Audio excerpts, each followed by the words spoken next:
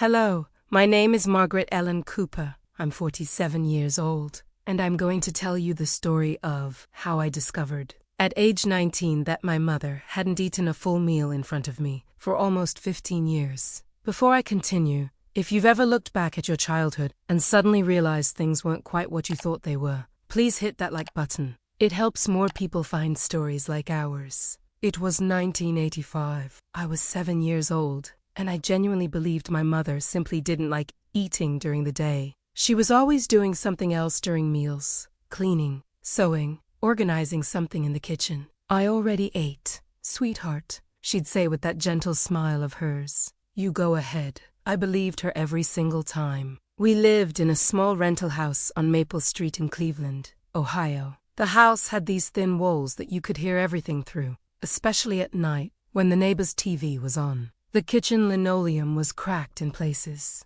and there was this one spot by the sink where the floor would give a little when you stepped on it. The whole house smelled like the mixture of whatever Mom was cooking and the faint mustiness that old houses carry, no matter how much you clean them. My father, Robert Cooper, worked as a maintenance man at the steel mill on the east side. I can still picture him coming home every evening around 6:30, his work pants stained with grease, his hands scrubbed raw but still carrying that metallic smell no soap could quite eliminate. He'd kiss Mom on the cheek, ruffle my hair, and sit down at our small kitchen table with this tiredness in his eyes that I didn't understand back then. Mom, her name was Dorothy, though everyone called her Dottie, worked part-time as a seamstress from home. She'd take in alterations from the dry cleaner on 4th Street. I'd fall asleep most nights to the rhythmic hum of her sewing machine, a sound that became as comforting as a lullaby. In those days, I thought we were just like everybody else. Sure, my clothes came from my cousin Patricia, who was 2 years older and lived upstate, but I loved that. I'd tell my friends this was Patricia's favorite dress, like it was a badge of honor, like wearing something Patricia had worn made me sophisticated. My toys were simple. I had a doll named Rosemary that Mom had made from old fabric scraps and buttons. Rosemary had mismatched button eyes, one blue, one brown, and yarn hair that Mom had painstakingly sewn into her fabric scalp. I thought Rosemary was the most beautiful doll in the world. When Sarah Mitchell from down the street showed me her Cabbage Patch Kid that Christmas, I politely admired it, but secretly thought Rosemary was prettier because she was one of a kind. Dinner time was sacred in our house. Every evening at 7 o'clock, we'd sit at that small table with its wobbly leg that Dad kept meaning to fix. Dad would say grace, and we'd eat. Usually, it was something simple: spaghetti with tomato sauce, chicken and rice, hamburger helper. On Sundays, we'd have pot roast, and that was special. But here's what I never questioned. Mom would serve Dad first, then me. Then she'd sit down with just a cup of coffee and maybe a piece of bread. "I had a big lunch today," she'd say. Or, "I've been snacking all afternoon while cooking." Or, "I'll eat later. I'm not hungry right now." I never once saw her eat later. Looking back now, there were signs everywhere. Like how Mom would always insist I finish everything on my plate. "There are starving children in Ethiopia," she'd remind me gently when I'd complain about having to eat my vegetables. She never said it cruelly, just matter-of-factly, like she was stating something important I needed to understand. Or how she'd carefully wrap up even the smallest leftovers: a spoonful of mashed potatoes, 3 green beans, a corner of casserole. Nothing was too small to save. She'd label them with masking tape and dates, organizing our refrigerator like a tiny archive of meals. There was also the way she'd light up when Dad or I complimented dinner. Not just a polite thank you, but this genuine joy that would spread across her face. Like our satisfaction was feeding something deep inside her. If you're recognizing parts of your own childhood in this story, please leave a comment below. I want to hear your experiences too. My best friend growing up was a girl named Jennifer Thompson. Jenny's family lived for houses down, and her dad was a manager at the bank downtown. I'd go to Jenny's house sometimes, and her mother would make us snacks, real snacks, not just crackers or an apple, but things like homemade cookies, chips with dip, little sandwiches cut into triangles. One day when I was about 9, I was at Jenny's house for lunch. Her mom made us grilled cheese, sandwiches and tomato soup. When she served herself, she sat down with us and ate her own full meal.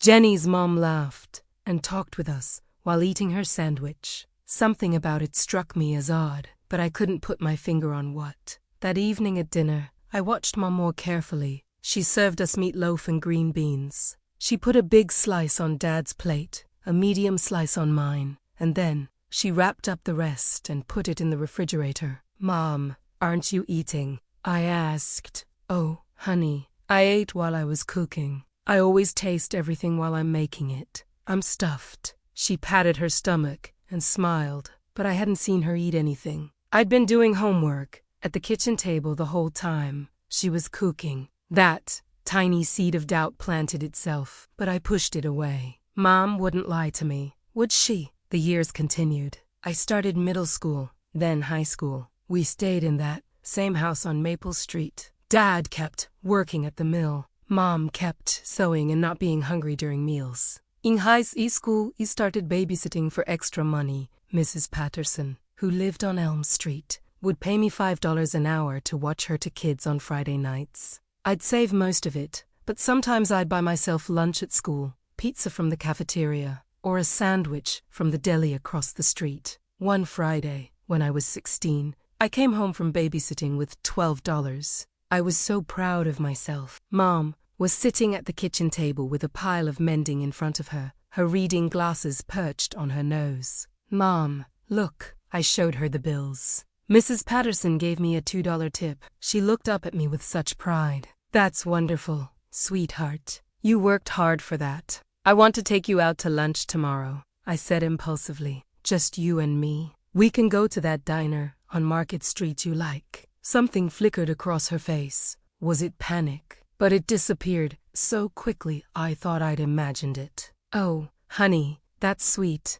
but you should save your money." "Mom, I want to." "Please." She hesitated, then smiled. "All right. That would be lovely." The next day, we went to Martha's Diner. It was a small place with red vinyl booths and a long counter with spinning stools. The smell of coffee and bacon grease hung in the air. We slid into a booth by the window. When the waitress came, I ordered a cheeseburger and fries. Mom looked at the menu for a long time. "I'll just have coffee and a side of toast," she said finally. "Mom, come on. Order real food. It's my treat. I'm really not that hungry." "Margaret." "Mom." I looked at her seriously. "When was the last time you ate a real meal?" She laughed it off. "I eat plenty, sweetheart." "Don't be silly." But something in her eyes told a different story. A sadness, a tiredness. The waitress was waiting. Mom finally ordered a bowl of soup, the cheapest thing on the menu besides toast. We ate. Well, I ate my burger and she sipped her soup slowly, making it last. We talked about school,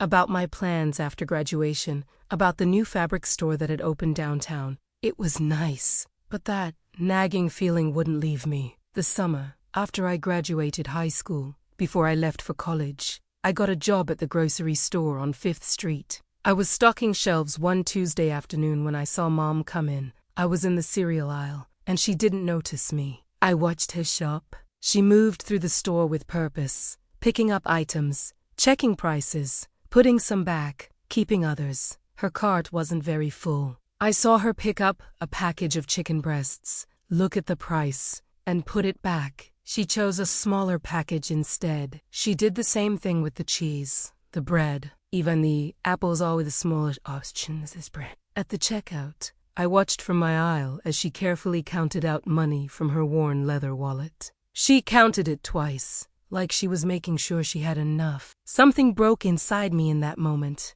watching my mother count coins to buy groceries. But I still didn't understand. Not really. Not yet. I went away to college that fall on a partial scholarship. I'd gotten into Ohio State, which was only 2 hours away. It wasn't Harvard, but it was mine, and my parents were so proud. What I didn't know until years later was that they'd taken out a second mortgage on the house to cover what my scholarship didn't. College was eye-opening in so many ways. My roommate, Ashley, was from a wealthy suburb of Columbus. Her parents sent her care packages filled with snacks, new clothes, money just because. She'd order pizza without thinking twice about the cost. She'd throw away food she didn't finish. I'd grown up thinking everyone saved leftovers and wore hand-me-downs and counted pennies. Being around Ashley and other students from different backgrounds started shifting my understanding of what normal was. But the real revelation came during Thanksgiving break of my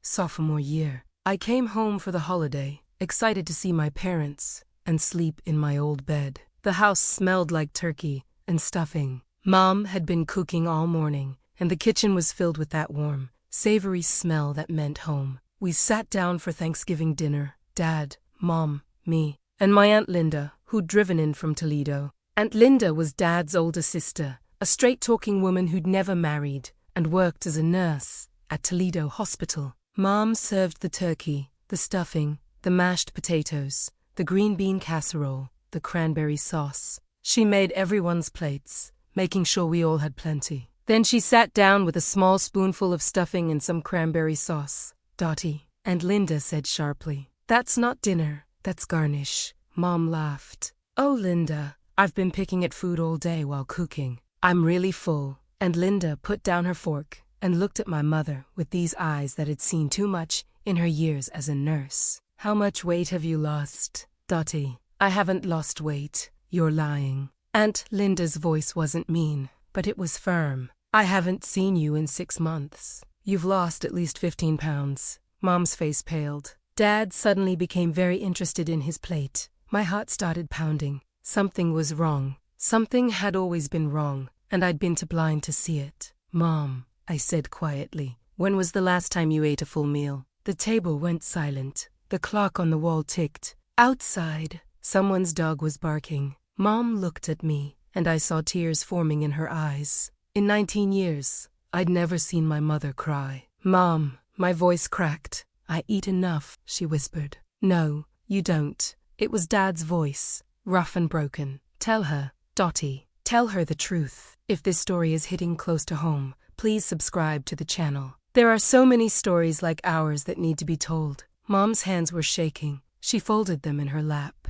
"I eat what we can afford for me to eat," she said finally. "There's nothing wrong with that. That's what mothers do." "What do you mean, what you can afford?" I asked, though somewhere deep down, I already knew. "Margaret," she looked up at me with eyes full of love and exhaustion. "Your father works so hard. He works overtime whenever he can get it. I do alterations. We make enough to keep the house, keep the lights on, put food on the table, and save a little for emergencies. There's not enough for 3 full meals for 3 people every day. There's just not." The room started spinning. "So I eat breakfast," she continued, her voice steady now, like she'd accepted this reality long ago. "I have coffee and toast in the morning before you and your father wake up. That's my meal. That holds me through the day." "For how long?" I could barely get the words out. "How long have you been doing this?" She was quiet for a moment. "Since you were about 5, 14 years. My mother hadn't eaten a proper lunch or dinner in 14 years. "Mom," I started, but she cut me off. "Don't you dare feel guilty." Her voice was fierce now. "Don't you dare. Do you know what joy it's brought me to see you eat? To see you grow up healthy and strong. To see you graduate high school and go to college. That was my choice, Margaret. My choice. It shouldn't have been a choice you had to make." I was crying now, angry tears streaming down my face. "Why didn't you tell me? Why didn't you say something? What would you have done?" She reached across the table and took my hand. Her fingers were so thin. How had I not noticed how thin her fingers had become? "You were a child. You needed to eat. You needed to grow. Your father needed his strength for the mill. I was the logical choice. There's no logical choice in starving yourself." Aunt Linda's voice was sharp. "I wasn't starving," Mom said firmly. "I was managing. I was doing what needed to be done." I thought about all those years. All those dinners where she sat with her coffee and a piece of bread. All those times she said she'd already eaten. All those times she wrapped up the tiniest leftovers like they were precious. They were precious. They were her meals for the next day. The lunches packed for school. Eyed slowly. "Those sandwiches with extra meat were made with what we saved from dinner," Mom finished. "I wanted you to have good lunches, honey. I wanted you to be able to trade with other kids." to not feel different. I remembered trading half my turkey sandwich to Bobby Miller for his Twinkie in 4th grade. So proud that I had something worth trading. That turkey had been my mother's dinner. The realization hit me like a physical blow. I pushed back from the table and ran to the bathroom, where I threw up everything I'd just eaten. That beautiful Thanksgiving meal that my mother had spent all day preparing but wouldn't eat. I sat on the cold bathroom floor, my back against the tub, and sobbed. Aunt Linda came in after a while. She sat down next to me on the floor, her nurse's scrubs making a swishing sound. She didn't say anything, just handed me a washcloth. She dampened with cool water. "How did I not see it?" I whispered. "Because your mama's a damn good actress," Aunt Linda said. "And because kids aren't supposed to have to see these things. That's what parents do. They shield their children from the hard stuff. Sometimes to well. She's been starving herself for 14 years. She's been sacrificing." Aunt Linda corrected gently. "There's a difference. Doesn't make it right. Doesn't make it okay. But there's a difference. Your mama did what she thought she had to do to take care of her family. But who was taking care of her?" Aunt Linda didn't have an answer for that. I eventually went back to the table. Dad had cleared the dishes, but Mom was still sitting there, her hands folded in front of her, waiting. I sat down across from her. "I'm so sorry, baby," she said.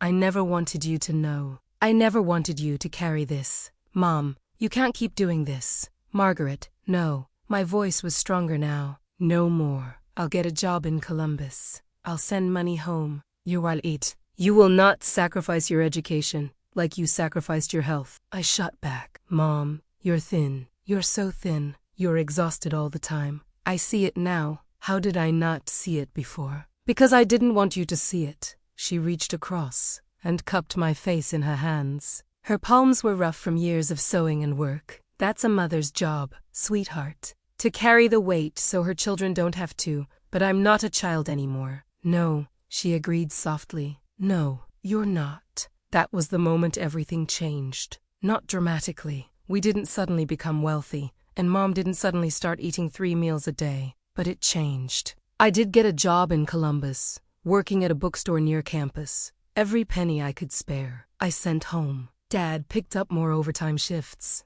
And slowly, very slowly, Mom started eating actual dinners with us. When I came home, the first time I saw her eat a full plate of food was Christmas dinner that year. She'd made ham and scalloped potatoes and green beans and rolls. She served everyone, and then, with Dad and Aunt Linda and me all staring at her expectantly, she served herself a normal-sized portion. She looked at her plate for a long moment, and then she picked up her fork. I watched her take that first bite, and I swear I saw relief wash over her face, like she'd been holding her breath for 14 years and finally could exhale. We didn't talk about it. We just sat. But I saw Dad reach over and squeeze her hand, and I saw her squeeze back. That night, after everyone had gone to bed, I couldn't sleep. I went downstairs for water and found Mom in the kitchen, washing dishes by hand even though we had a dishwasher. "Can't sleep either?" she asked. I shook my head. "Mom, can I ask you something?" "Of course." "Did you ever regret it? The choice you made?" She dried her hands on a towel and turned to face me. In the dim light from the stove, she looked younger somehow, or maybe just less tired than usual. "Not once," she said. "Not for a single second. Margaret, you were my miracle baby. Dad and I tried for years to have children. The doctors said it probably wouldn't happen. And then you came along. You were everything we'd prayed for." She paused, choosing her words carefully. "When you were born, I made a promise to God that I would do everything in my power to give you a good life. And we didn't have much power. Your father and I, we didn't have money or connections or anything special. All we had was our love and our willingness to sacrifice. So that's what I did.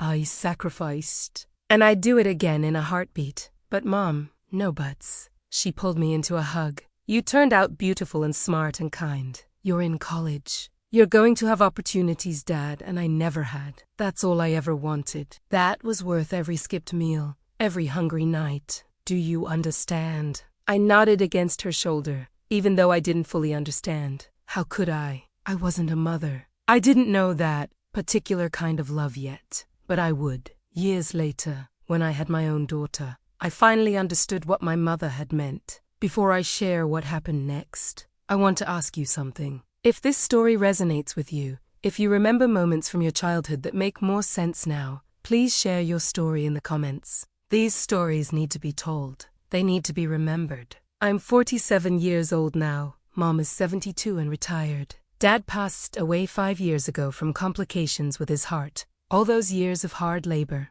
at the mill took their toll. But before he died, he made sure Mom was taken care of. He'd been quietly saving money for years in an account she didn't know about. When he got sick, he showed it to her. For you, Dottie, he said, so you never have to skip a meal again. It wasn't a fortune, but it was enough. Enough for Mom to live comfortably in her little house on Maple Street. Enough for her to buy groceries without counting pennies. Enough for her to have a full refrigerator for the first time in her life. I visit her every Sunday. We have dinner together, and she eats. She actually eats. Sometimes I catch her looking at her full plate with this expression of wonder, like she still can't quite believe it's all hers. My daughter, Emily, is 12 now. Sometimes when we're at Grandma's house, Emily will complain about dinner. I don't like asparagus, she whine. Or, do we have to eat all of this? I don't scold her.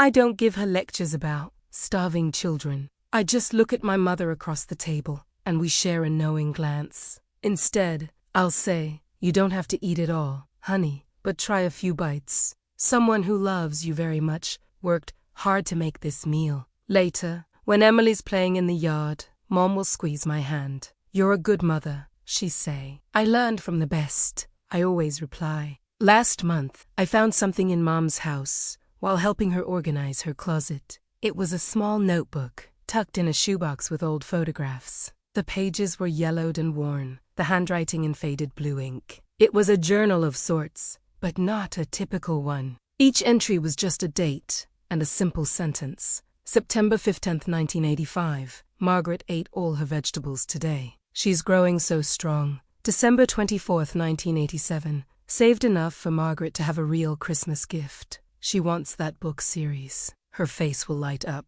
June 3rd, 1990. Margaret's 8th grade graduation. She wore Patricia's old dress. Said she felt beautiful. She is beautiful. May 28th, 2003. Margaret graduated college today. Everything was worth it. Everything. Page after page of dates and simple observations about me, about my health, my happiness, my growth. Not a single word about her own hunger, or tiredness, or sacrifice. Just joy in my well-being. I showed it to her. Mom, what is this? She looked at the notebook and smiled. Oh, I'd forgotten about that. When things were really hard, when I was really hungry, I'd write in there. It reminded me why I was doing it. I couldn't speak. I just held the notebook and cried. Don't cry, sweetheart, she said, pulling me close. Those were happy memories. All of them. And that's what I want you to understand. What I wish I'd understood earlier. That sacrifice,